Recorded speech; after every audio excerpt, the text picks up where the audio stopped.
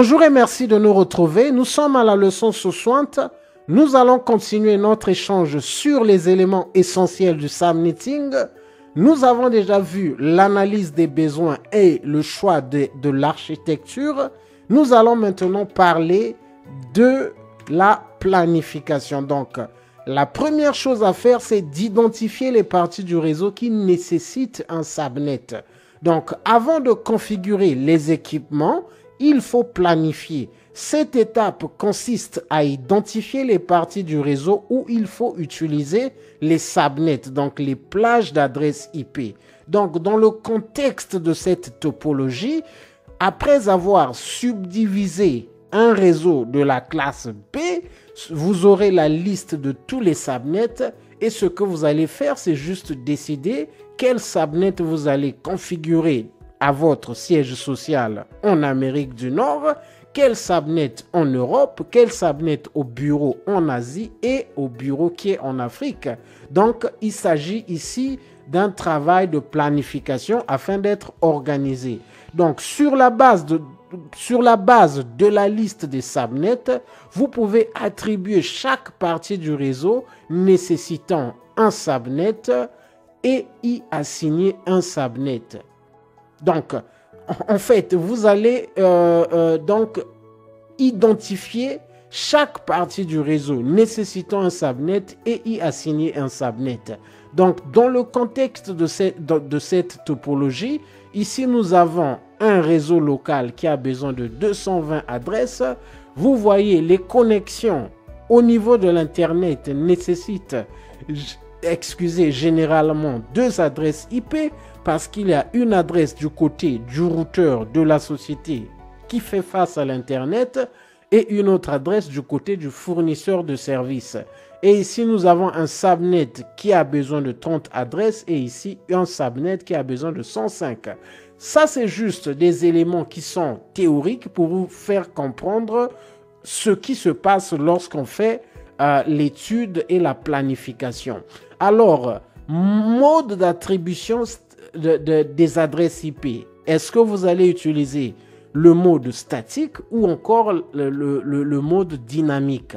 Les équipements d'un réseau reçoivent leurs adresses IP de façon dynamique en utilisant le protocole DHCP, donc Dynamic Host Resolution Protocol, ou statique par configuration. Pour DHCP, l'ingénieur réseau doit indiquer le subnet à utiliser pour assigner les adresses IP. Dans la pratique, une partie des subnets est réservée pour l'attribution dynamique et une autre partie pour la configuration statique. Lorsque nous revenons sur cette topologie, ce qui va se passer en réalité, c'est que si vous avez par exemple votre serveur DHCP au niveau du head office, donc c'est ce serveur par exemple qui va commencer à attribuer les adresses IP dans votre réseau. Vous pouvez même avoir des DHCP serveurs dans vos routeurs parce que le routeur peut assumer la fonction de DHCP server. Donc, ça c'est juste, l'objectif ici, je suis en train de vous donner des idées, je suis en train de vouloir vous donner une idée globale du fonctionnement d'un réseau afin que en avançant, que vous puissiez voir un peu, en fait, que vous puissiez avoir une idée générale de ce de quoi nous sommes en train de parler. Alors, nous allons continuer. Donc, exemple, l'ingénieur peut réserver l'extrémité inférieure, donc le lower end of the range d'un subnet pour la configuration statique et l'extrémité supérieure, le higher end of the range d'un subnet pour l'attribution par DHCP et cela vice-versa. En général, les équipements tels que les serveurs, interfaces de passerelle par défaut ont des adresses IP statiques pour la stabilité. Alors, lorsqu'on parle de lower range, c'est par exemple dans le contexte de ce bloc de 254 adresses IP utilisables. Vous avez le lower range, donc de 1 à 100. Vous pouvez décider que cette partie sera réservée à la configuration statique. Et le higher range de votre subnet sera utilisé pour l'attribution par DHCP. Et tel que vous le voyez, le lower range ici est dans les interfaces dans le routeur font face au réseau, donc les passerelles par défaut, tel que vous le voyez, on a choisi qu'il soit statique et le serveur également est en configuration statique. La raison pour laquelle vous voulez que les interfaces, en fait les passerelles par défaut, donc une passerelle par défaut, c'est l'interface de sortie. Donc lorsque un équipement veut sortir du réseau local pour atteindre un autre réseau, c'est la passerelle par défaut. Nous aurons beaucoup de temps pour parler de ça, mais c'est juste pour donner une idée par rapport à cette topologie.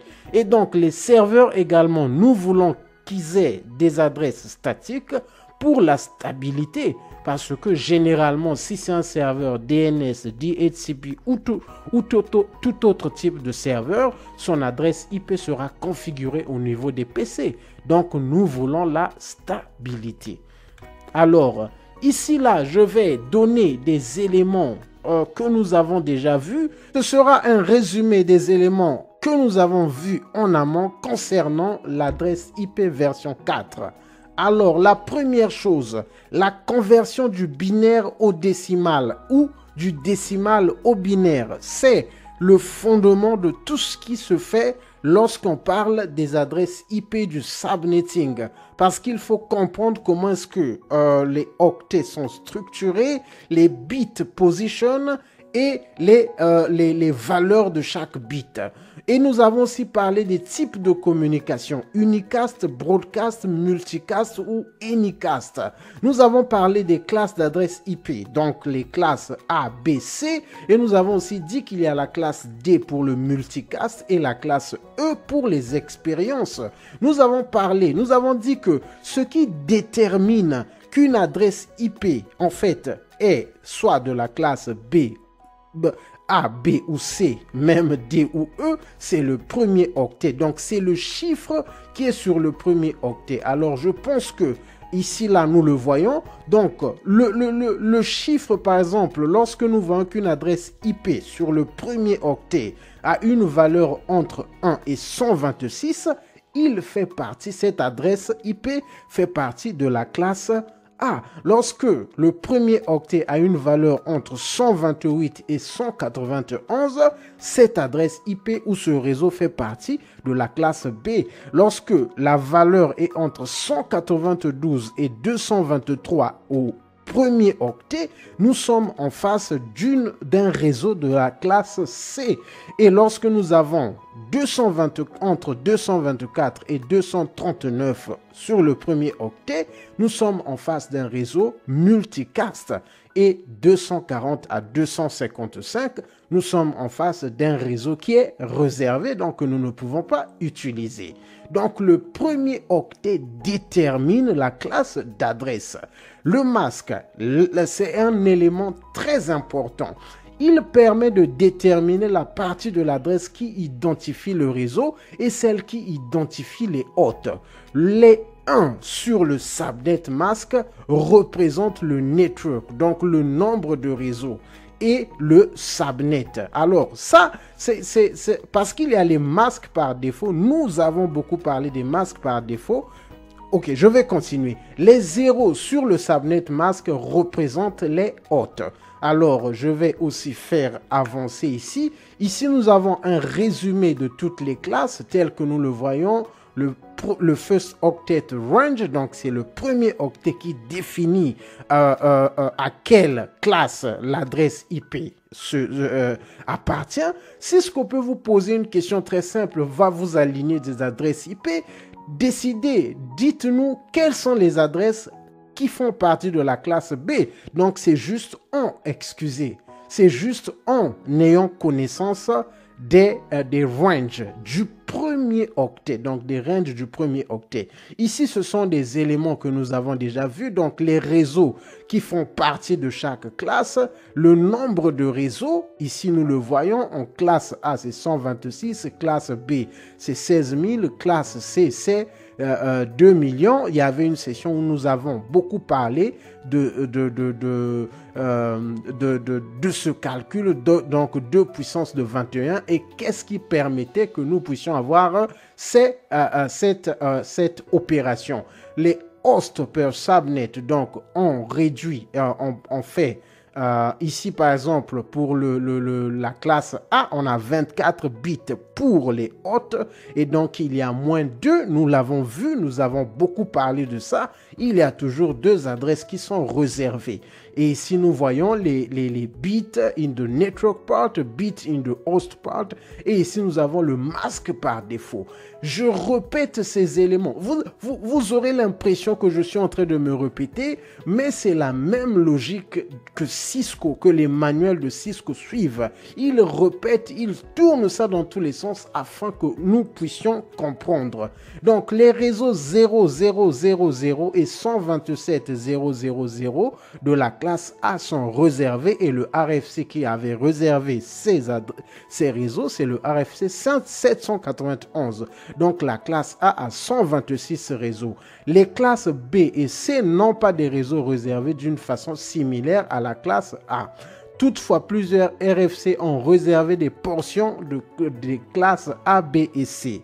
Alors, ici, là, nous avons toujours le même concept. On nous met la classe A avec 126 réseaux, la classe B avec 116 000 réseaux et la classe C avec 2 millions de réseaux. Et ici, nous voyons le nombre de hôtes par réseau. Et nous allons continuer. Donc, un réseau des classes A, B, C est un réseau qui n'est pas subdivisé. Sa structure contient 2 parties, le network part et le host part. Donc, lorsque nous parlons d'un réseau classful, c'est un réseau qui n'est pas subdivisé. Donc, c'est un réseau qui, dont le subnet masque n'a que 2 parties. Une partie pour le network, donc des bits pour le network.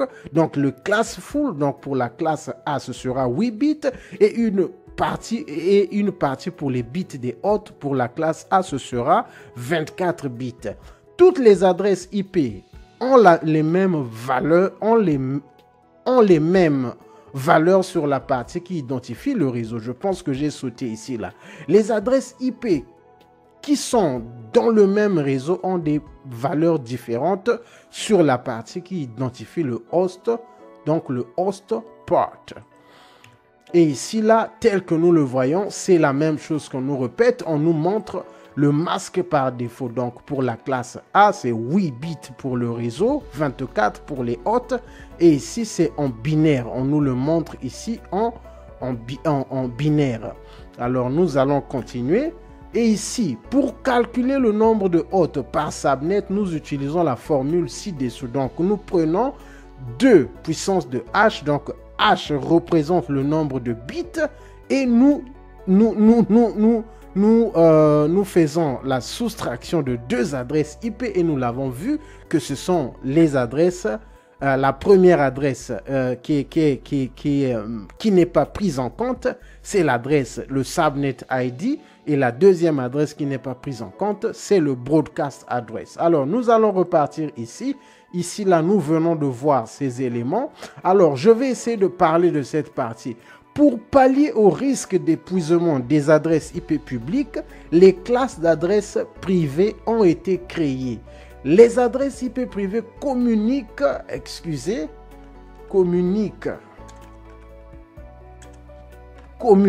avec l'extérieur du réseau grâce à la technologie NAT. Donc ici, si je viens sur cette topologie, telle que nous l'avons vu lors de la précédente session, cette partie ne concerne pas le routing and switching, mais j'avais mis cette partie afin que nous puissions voir un peu, nous puissions comprendre l'architecture de l'Internet. Mais en réalité, lorsque vous êtes au CCNA routing and switching, on va vous mettre une topologie qui vous montre le routeur 1 connecté au routeur 3 et le routeur 3 peut être connecté au routeur 5. le routeur 5 connecté au routeur 4 parce que ça ne vous concerne pas. Donc, il y a des technologies qui permettent de connecter un routeur qui est aux États-Unis et un routeur qui est en Europe et ils vont communiquer correctement. Alors, ce qui nous intéresse, c'est de savoir que lorsque nous sommes dans un réseau local, nous avons les adresses IP privées dans le réseau local et le routeur qui fait face à l'Internet, sera configuré à faire le NAT, donc le Network Address Translation. Les paquets qui viendront des adresses IP privées, lorsqu'ils vont arriver ici, nous savons que dans un paquet, il y a l'adresse IP Destination et l'adresse IP Source. Donc, le NAT permettra de traduire l'adresse IP Source en une adresse IP public afin que les paquets puissent être transportés au niveau de l'Internet. Mais au niveau du réseau intérieur, les PC ou les équipements qui ont des adresses IP privées peuvent communiquer entre eux. Alors, je vais repartir sur le document excusez. Et donc ici, là, le subnetting est la subdivision d'un réseau IP classful ou d'un réseau privé. Le subnetting permet de tenir compte des besoins réels des organisations en n'utilisant que les adresses nécessaires. Exemple, un réseau de la classe C a 256 adresses, donc seulement 254 sont utilisables. Le subdiviser signifie de le découper en petites tranches. Donc, on peut dire que, par exemple, le subnet n'a besoin que de 16 adresses IP. On va donc créer un subnet de 16 adresses IP. Alors, subdiviser un réseau de la classe C, c'est simplement le diviser. Donc, vous allez le diviser par rapport aux exigences de votre réseau. Si votre réseau a besoin des subnets qui ont peut-être 16 adresses IP, peut-être 32 adresses IP, 64 adresses IP, c'est simplement prendre les bits qui sont réservés pour les hosts et les données pour la création des subnets. En fait, c'est ça le subnetting. On prend les bits, donc ici là on a 16 bits dans cette classe B, ce que si nous voulons créer des subnets, nous allons prendre par exemple 3 bits. Et si nous prenons 3 bits pour créer des subnets, 3 bits nous donnent combien de subnets? Nous allons faire 2 à la puissance de 3 et nous allons faire le calcul. Si vous vous référez au tableau des bits que nous avons vu, vous aurez la réponse, vous allez savoir combien de subnets nous pourrons avoir avec 3 bits. Si nous avons 4 bits pour les subnets, donc c'est simplement savoir le nombre de bits que vous réservez pour la création des subnets. Donc le subnetting consiste à emprunter les bits réservés aux hôtes pour créer des subnets. Le nombre de bits réservés pour les subnets détermine le nombre de subnets. Utilisez la formule 2 puissance de S. S représente le nombre de bits réservés au subnet. Pour les bits des hôtes, la formule est 2 puissance de H moins 2 et nous venons de le voir parce qu'il y a 2 adresses IP qui sont réservées. Alors, pour faire le subnetting, ce sont les éléments que nous venons de voir, c'est analyser les besoins et nous allons essayer de continuer de ce côté. Nous venons de voir ça. Donc, les adresses, le network number, network ID, network address, par définition, c'est le numéro du réseau qui est numériquement le plus bas. Il ne peut pas être attribué à un hôte. La première adresse utilisable et la dernière adresse utilisable, le Network Broadcast Address, est le numéro du réseau qui est numériquement le plus élevé. Alors, nous allons avancer. Je pense qu'il y a un exercice. Ici, ce sont les conditions, en fait, les éléments de cet exercice. Vous pourrez lire ces conditions, mais je vais juste l'expliquer au travers de ce tableau. Donc, ici, nous avons un réseau de la classe A et tel que vous le voyez, on ne considère que le premier octet pour déterminer que c'est la classe A. C'est ce que nous avons vu. Ce sont les bits du premier octet, donc la valeur qui est sur le premier octet, qui permet de déterminer la classe d'adresse du réseau. Pour déterminer le network number de cette adresse IP, parce que ici, là, nous avons une adresse IP. Par le premier octet, donc la valeur 10, nous savons que c'est une adresse IP qui fait partie d'un réseau de la classe A. Pour retrouver le network number, il s'agit simplement de convertir les 3 bits, les 3 derniers octets en 0. Donc, en convertissant cet octet en 0, ce troisième octet en 0, ce quatrième octet en 0, nous avons le network number. Alors, pour avoir la première adresse de ce réseau, c'est simplement ajouter le 1, parce que si nous avons 10.0.0.1, c'est la première adresse. Alors ici, là, nous avons le broadcast adresse, et lorsque nous faisons la soustraction, nous avons la dernière adresse IP utilisable.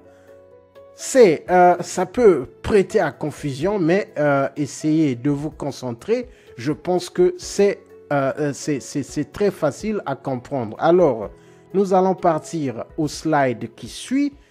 Excusez. Et ici, nous avons donc une adresse IP de la classe B. Tel que vous le voyez, les 2 premiers octets nous permettent de déterminer qu'il s'agit d'un réseau de la classe B. Et lorsque nous convertissons, parce que souvenez-vous qu'on ne peut pas toucher ces bits, les bits qui déterminent le network. On ne peut pas les toucher parce qu'ils sont bloqués. Alors, pour avoir le network number, nous allons convertir les octets qui représentent les hosts en 0. Ça nous permet d'avoir le network number. Et lorsque nous ajoutons un 1 au network number, nous avons la première adresse IP utilisable. Lorsque nous ajoutons le 255.255 sur ces valeurs, nous avons le broadcast address. Et lorsque nous faisons la soustraction du broadcast address par 1, nous avons la dernière IP utilisable. Donc, ici, là, nous avons l'adresse IP. Là, nous avons le network number, le réseau. Et ici, nous avons la première adresse IP utilisable. Ici, là, nous avons le broadcast address. Et ici, nous avons la dernière adresse IP utilisable. Lors de la prochaine session, nous allons commencer à voir ces éléments d'un point de vue plus pratique, parce que nous avons couvert les éléments théoriques pour comprendre ce que sont les adresses IP version 4, et nous allons maintenant voir des éléments pour voir exactement ce que Cisco demande en ce qui concerne le subnetting. Je vous retrouve lors de la prochaine session.